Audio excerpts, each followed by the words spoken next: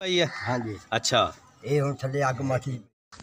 साथियों, वीडियो को लाइक कर दिया करें और हमारे चैनल पर नए आने वाले दोस्तों से गुजारिश है कि शाहीन टीवी को सब्सक्राइब करें और साथ ही नमूदार होने वाली घंटी को प्रेस करके ऑल पे क्लिक करें।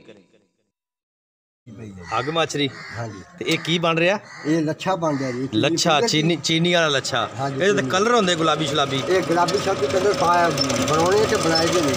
हाँ जी, ये हुण लच्छा बन जाता है।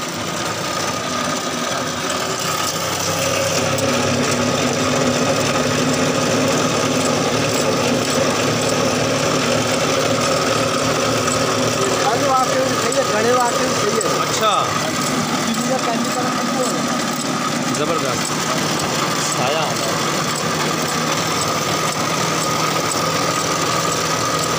जबरदस्त जबरदस्त जबरदस्त।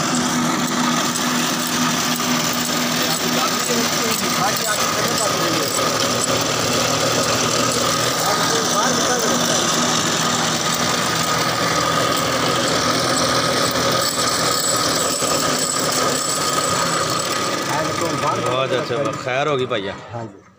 ये हुण किद्दां लपेटना आपां? ये जी इंशाअल्लाह ताला जी ये खंघ वास्ते भी सही है। वाह जी वाह, गले वास्ते भी सही है। वाह जी वाह, गले वास्ते भी ठीक। खत्म हो जाएगा जी। जबरदस्त हाँ, पुत्र वाला जबरदस्त जबरदस्त जबरदस्त। ओ ले गया।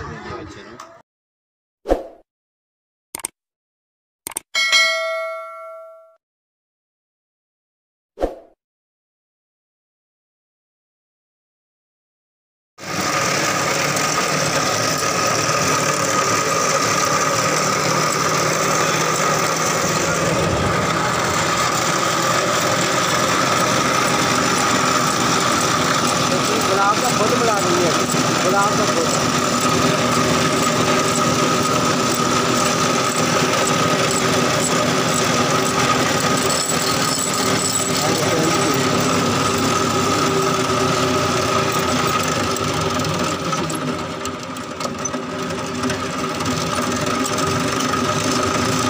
क्या बात, क्या बात।